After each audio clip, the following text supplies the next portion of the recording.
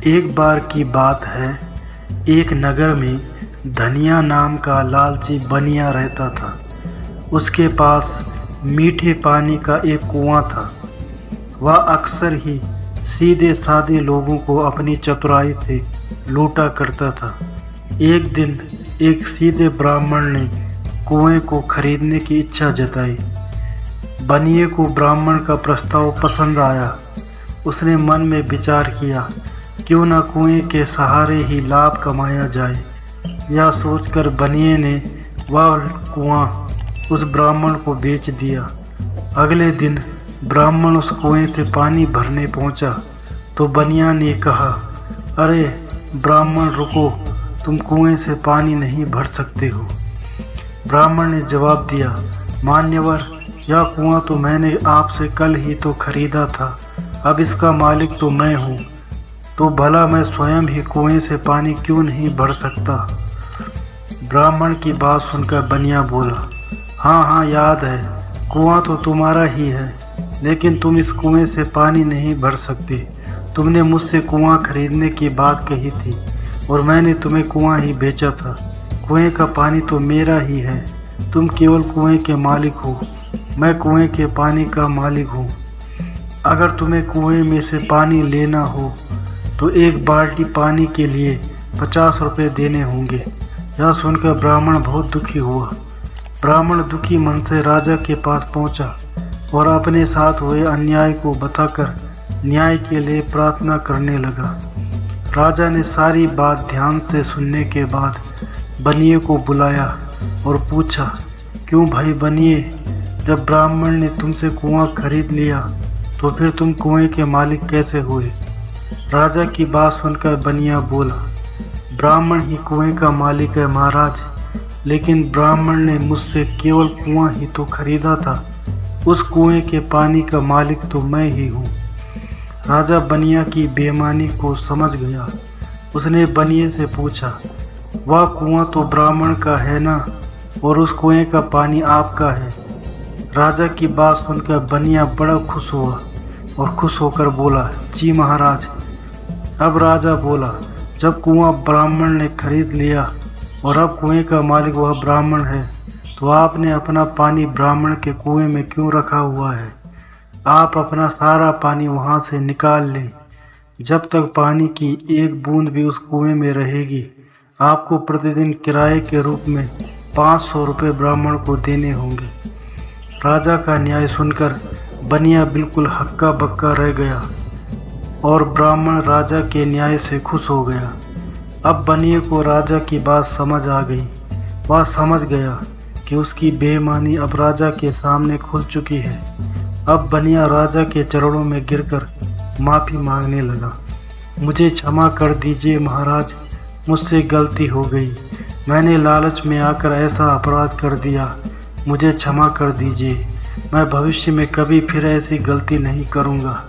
बनिए की बात सुनकर राजा बोला, इस बार तो तुम्हें माफ़ करता हूँ, लेकिन दोबारा किसी को इस तरह परेशान किया तो कारागृह में डलवा दूंगा। राजा के न्याय से ब्राह्मण को न्याय मिला और ब्राह्मण राजा की जय जयकार करता हुआ महल से अपने घर चला गया। तो दोस्तों, ये थी आज की कहानी। उम्मीद करता हूँ आपको कहानी पसंद आई होगी। अगर आपको कहानी पसंद आए तो चैनल को सब्सक्राइब करें और बेल आइकन को प्रेस करके ऑल पर क्लिक करें। धन्यवाद। एक दिन एक स्थान पर भाग्य व बुद्धि की मुलाकात हो गई। दोनों बैठकर बातें करने लगे। बातें करते करते उनमें बहस छिड़ गई। भाग्य ने कहा, मैं बड़ा हूँ, अगर मैं साथ ना दूँ तो आदमी कुछ नहीं कर सकता। मैं जिसका साथ देता हूँ उसकी ज़िंदगी बदल जाती है, उसके पास बुद्धि हो या ना हो। बुद्धि ने कहा, उसके बिना किसी का काम नहीं चल सकता। बुद्धि ना हो तो केवल भाग्य से कुछ नहीं बनता। आखिर उन दोनों ने फैसला किया कि खाली बहस करने के बजाय अपनी अपनी शक्ति का प्रयोग करके देखते हैं, पता लग जाएगा कि कौन बड़ा है। वे दोनों एक किसान के पास गए। किसान गरीब था, अपनी कुटिया के बाहर बैठा अपनी किस्मत को रो रहा था। भाग्य ने कहा, देखो, इस किसान के पास बुद्धि नहीं है। मैं इसका भाग्य बदलता हूँ, या खुशहाल और सुखी हो जाएगा। तुम्हारी ज़रूरत ही नहीं पड़ेगी। किसान की कुटिया के साथ ही उसका एकमात्र खेत था। उसमें उसने ज्वार बो रखी थी। बालियां आ ही रही थी। इस बार उसने बालियों को निकट से देखा। बालियों में ज्वार के स्थान पर भाग्य के प्रताप से मोती लगे थे। बुद्धिहीन किसान ने अपना माथा पीटा।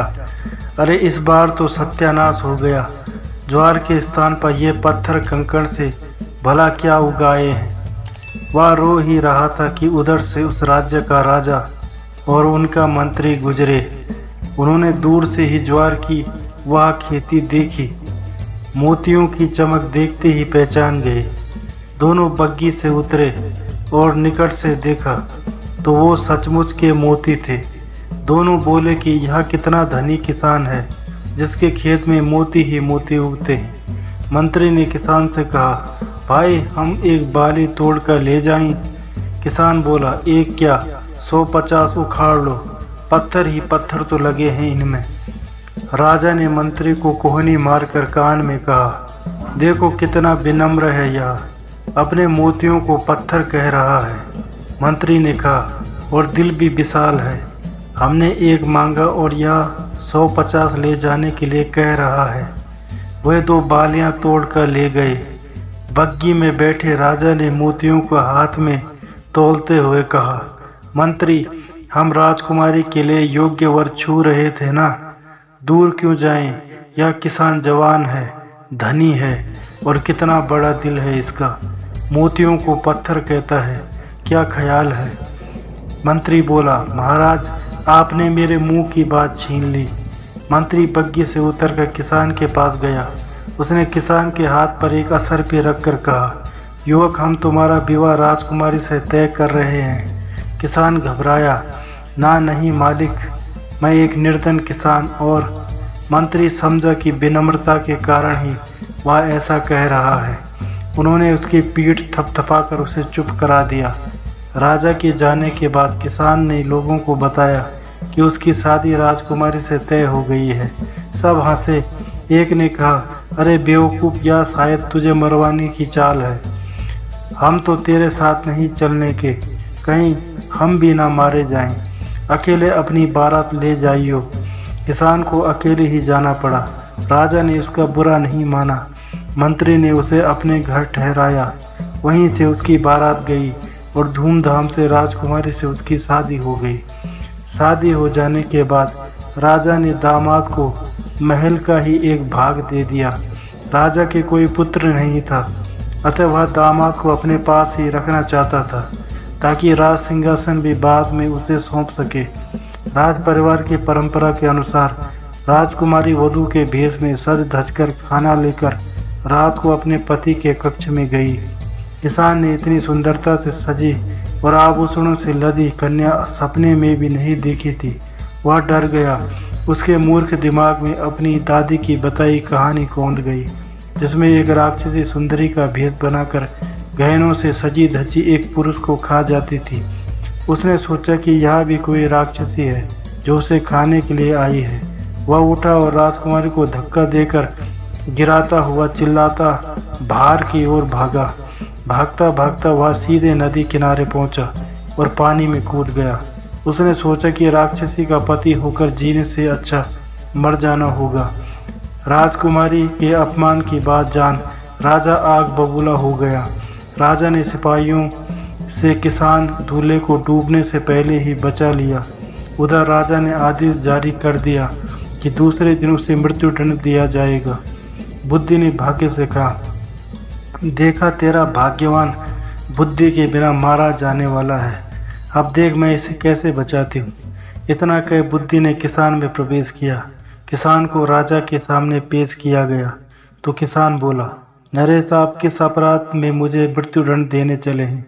मेरे कुल में मान्यता है कि विवाह के पश्चात पहली रात को यदि वर वधू की जानकारी में कोई व्यक्ति नदी में डूब मरे तो वधू विधवा हो जाती है या संतानहीन रह जाती है।